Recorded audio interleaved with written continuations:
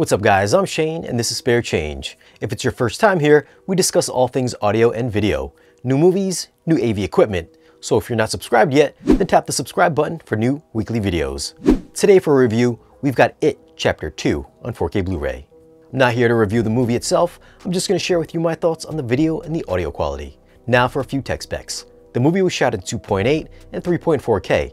It's got a 2K DI, it's rated R, runtime is 169 minutes.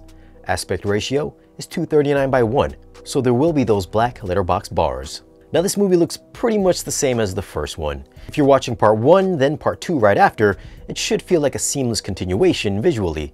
It Chapter 1 was a great looking movie, and despite both movies not being shot in 4K, I think you'd have a hard time even telling. The image is sharp and very clean looking.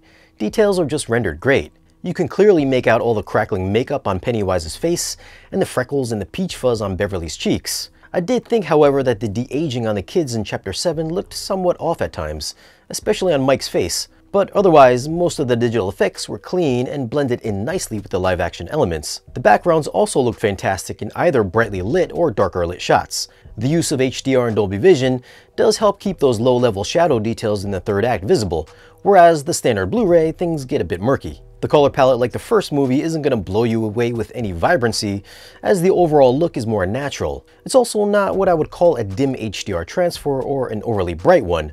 I'd say it falls somewhere in the middle, although I do think it might be a notch brighter than the first movie. There's some nice spectral highlights here and there, with the deadlights being the most standoutish, but I don't believe there's going to be anything that's going to blow you away with vibrancy. Audio is in Dolby Atmos, and like the first movie, it sounds just as good. If there's one characteristic I'd say about this mix is that it sounds big. You don't normally think of horror movies as having huge sound stages, but for some reason this movie just sounded grandiose in my home theater. The intro just bombards you in every speaker with sound effects and gets you prepared for the audible experience. Now, I didn't find there was a ton of really discrete effects coming from the overhead channels.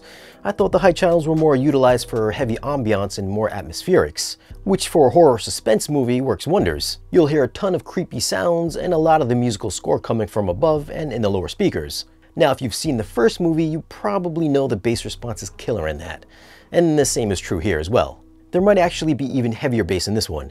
The head banging in Chapter 11 is a standout scene. Bass goes extremely low and will definitely disturb the neighbors. It's demo-worthy bass in this movie.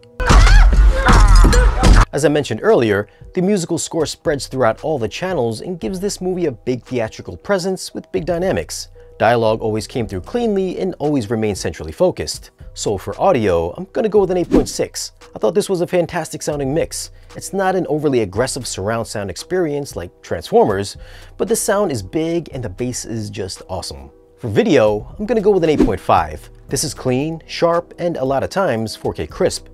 It's not an HDR showcase, but colors look great and black levels were solid. Oh, and this movie's pretty long. So let us know your thoughts on It Chapter 2. Which one did you think was better, the first one or the second one? If you'd like to pick up this movie, I'll leave some links for it down below in the description. Follow us on social media, and if you want to support the channel and get exclusive updates or have any questions, then stop by our Patreon page. Don't forget to like, share, and subscribe, and we'll see you guys again in the next one.